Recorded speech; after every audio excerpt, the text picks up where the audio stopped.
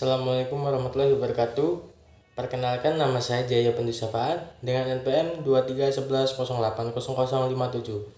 Saya berasal dari Universitas Islam Negeri Raden Intan Lampung yang jurusan Bimbingan dan Konseling Pendidikan Islam.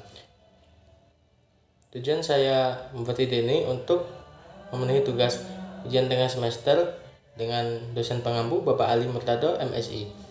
Materi yang akan saya bahas kali ini adalah memelihara lingkungan dalam perspektif etika Islam. Baik, materi pertama adalah pemeliharaan lingkungan dalam perspektif etika Islam. Etika lingkungan merupakan cabang etika terapan yang mempersoalkan bagaimana sebaiknya seseorang berbuat terhadap lingkungannya. Orang-orang beretika lingkungan adalah orang-orang yang sadar lingkungan, mencintai lingkungan hidupnya, memiliki kepedulian lingkungan, serta ikut andil dalam melestarikan ekologi. Prinsip-prinsip pemeliharaan lingkungan dalam perspektif etika Islam. Ada 4 prinsip. 1. Prinsip tidak merugikan, yaitu sikap merugikan lingkungan, tidak menghancurkan populasi spesies atau komunitas biotik, dan tidak merugikan apa yang tidak merugikan manusia. Kedua, prinsip tidak campur tangan, yaitu tidak memberikan hambatan kepada kebebasan setiap organisme. Etika lingkungan dalam perspektif Islam juga dapat dilihat dari firman Allah Subhanahu wa taala yang menyebutkan bahwa Allah Subhanahu wa taala memposisikan alam dan ciptaannya. Yang ketiga, prinsip kesetiaan, yakni tidak menjebak, menipu, atau memasang perangkap terhadap makhluk hidup demi semata-mata kepentingan manusia. Yang keempat, prinsip keadilan restitutif, yaitu membuat keadilan dari apa yang manusia rusak dengan membuat kompensasi. Selanjutnya, unsur-unsur pemeliharaan lingkungan dalam perspektif etika Islam. 1. Menghargai alam, yaitu alam tidak boleh dilihat semata-mata sebagai sesuatu yang berguna bagi manusia, melainkan dilihat sebagai sesuatu yang memiliki nilai sendiri. Kalau terpaksa manusia mencampuri proses-proses alam, maka hanya seperlunya saja dan tetap menjaga keutuhannya. Semua makhluk hidup harus dipandang sebagai saudara. Kedua, membatinkan suatu perasaan akan tanggung jawab khusus terhadap lingkungan lokal. Ketiga, bertanggung jawab terhadap kelestarian biosfer. Kelestarian biosfer merupakan hal yang penting sebab manusia merupakan bagian dari biosfer dan ekosistem yang tidak boleh diganggu.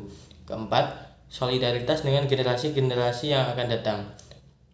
Solidaritas tersebut harus menjadi acuan tetap dalam berkomunikasi dengan lingkungan. Kelima, etika lingkungan harus memuat larangan keras untuk merusak, mengotori, dan meracuni alam. Keenam, mengembangkan prinsip proporsionalitas, artinya kegiatan pembangunan harus proporsionalitas, tidak mengeksploitasi alam secara berlebihan dan melakukan perusakan alam. Ketujuh, prinsip pengembangan biaya pada penyebab kerusakan alam, artinya biaya pemulihan atau perbaikan lingkungan harus dibebankan kepada pelaku-pelaku perusak lingkungan. Selanjutnya, mendakwa pemeliharaan lingkungan dalam perspektif etika Islam.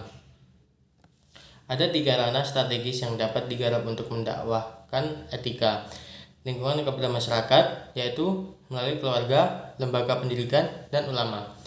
1. Keluarga.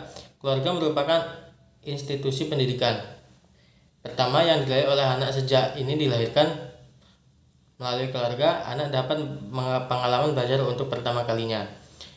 Di institusi keluarga pula, intelektualitas dan moralitas atau akhlak anak terbentuk untuk pertama kalinya. Karena itu, orang-orang terdekat terutama orang tua memiliki peran penting dan pembentukan dan penanaman etika atau moralitas anak, tak terkecuali penanaman etika lingkungan terhadap anak. Selanjutnya, institusi pendidikan Islam. Diseminasi etika lingkungan dalam perspektif Islam kepada masyarakat dapat dilakukan pula melalui institusi pendidikan Islam. Pendidikan merupakan media yang dapat untuk mewartakan etika lingkungan dan perspektif Islam secara terang-terangan dan berkesinambungan.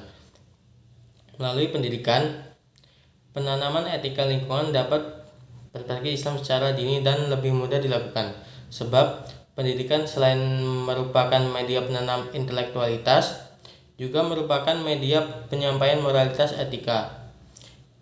Ketiga, ulama selain institusi keluarga dan pendidikan.